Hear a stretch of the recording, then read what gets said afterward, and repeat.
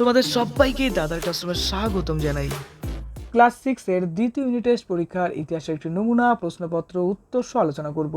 দ্বিতীয় পরীক্ষায় ক্লাস 6-এ ইতিহাসের নাম্বার থাকবে 25, সময় থাকবে 50 মিনিট।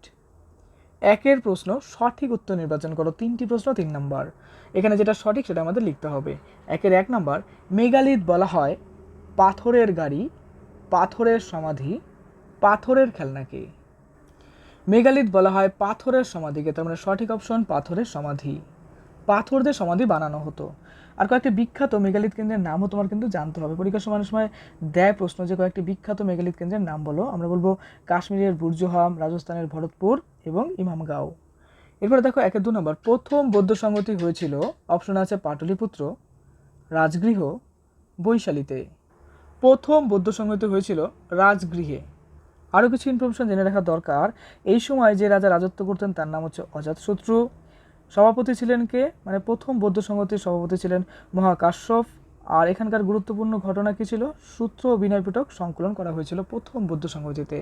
এবার 1-3 নাম্বার, জৈন ধর্মের তীর্থঙ্করের সংখ্যা হলো 21 জন, 24 জন, 25 জন। জৈন ধর্মের তীর্থঙ্করের সংখ্যা ছিল 24 জন। চলো একটু এক্সট্রা ইনফরমেশন জেনে নিই। জৈন ধর্মের প্রচারককে বলা হতো তীর্থঙ্কর। জৈন ধর্মমত অনুযায়ী মোট তীর্থঙ্কর সংখ্যা ছিল 24 জন। এদের মধ্যে শেষ দুজন তীর্থঙ্কর ছিলেন পার্শ্বনাথ এবং বর্ধমান মহাবীর। পার্শ্বনাথ ছিলেন কাশীর রাজপুত্র। এরপরে দেখো 2-এর প্রশ্ন, একটি বাক্যে উত্তর দাও। 8টি প্রশ্ন, 8 নম্বর। 2-এর 1 নম্বর, আদি বৈদিক যুগের ইতিহাস জানার প্রধান উপাদান কি? উত্তর হবে ঋগ্বেদ। অর্থাৎ ঋগ্বেদের মাধ্যমে কিন্তু আমরা প্রাচীনকালের অর্থাৎ আদি বৈদিক যুগের ইতিহাস কিন্তু আমরা জানতে পারি। নেক্সট প্রশ্ন দেখো, কোন বেদের জাদুমন্ত্রের সংকলন রয়েছে? অর্থবেদে জাদুমন্ত্রের সংকলন রয়েছে। নেক্সট প্রশ্ন, প্রাচীন ভারতীয় উপমহাদেশের সবথেকে জনপ্রিয় মহাকাব্য কি? প্রাচীন ভারতের উপমহাদেশের সবথেকে জনপ্রিয় মহাকাব্য যেটা ছিল সেটা হচ্ছে রামায়ণ এবং মহাভারত। নেক্সট 2-এর 4 নম্বর, ভিলদের রাজা কে ছিলেন? উত্তর হবে ভিলদের রাজা ছিলেন হিরণ্যধনু। 2-এর 5, বৌদ্ধদের রাজধানীর নাম কি? উত্তর হবে বৌদ্ধদের রাজধানীর নাম হলো বৈশালী। নেক্সট প্রশ্ন, বৌদ্ধ ধর্ম প্রচারের প্রধান ভাষা কি ছিল? উত্তর হবে পালি। বৌদ্ধ ধর্মের ধর্মগ্রন্থের নাম ত্রিপিটক, এটা মনে রাখবে। 2-এর 7 নম্বর, সাতবাহন বংশের প্রথম রাজার নাম কি? উত্তর হবে সাতবাহন বংশের প্রথম রাজার নাম হলো শিমুখ।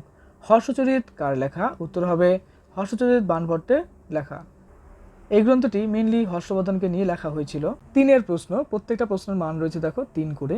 3-এর 1 নম্বর, টিকা লেখো অষ্টাঙ্গিক মার্গ, খুব ইম্পর্টেন্ট প্রশ্ন।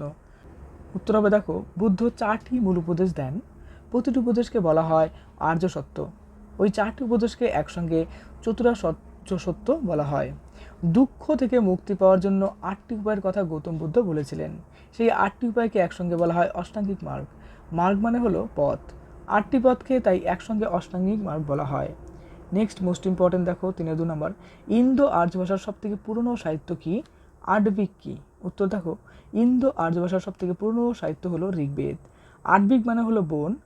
মৌর্য শাসনের আমলে যারা বনে থাকতেন তাদেরকে এই আটবিক বলা হতো। আটবিকরা মৌর্য সাম্রাজ্যে নানা রকম গোলমাল পাকাতেন। নেক্সট দেখো 3-এর 3 নম্বর, সপ্তসিন্ধু অঞ্চল বলতে কি বোঝো? দ্বাদশ অঙ্গ কি? উত্তর, সিন্ধু ও তার পূর্ব দিকের উপনদীগুলি দিয়ে ঘেরা অঞ্চলগুলিকে ছিল আদি বৈদিক যুগের মানুষের বাসস্থান। ওই বাসস্থান অঞ্চলকেই বলা হতো সপ্তসিন্ধু অঞ্চল।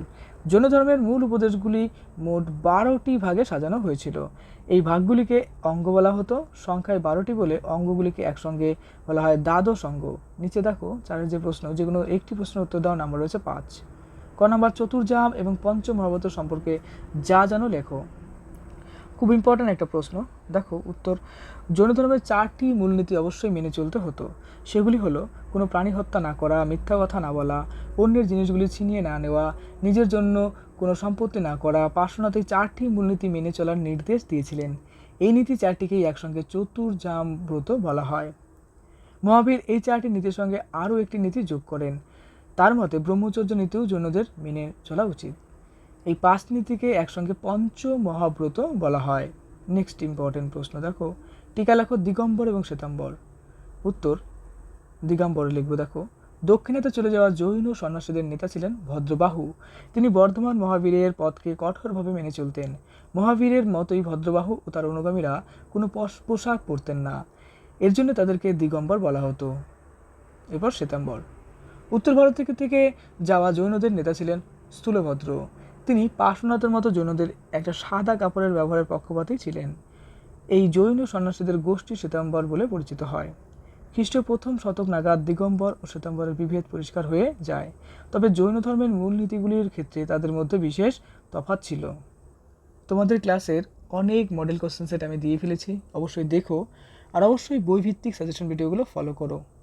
মন দিয়ে পড়াশোনা করো, পরীক্ষার জন্য তোমাকে জানাই বেস্ট অফ লাক। আর দাদার ক্লাসে নতুন হলে অবশ্যই সাবস্ক্রাইব করে দিও। খুব ভালো থেকো।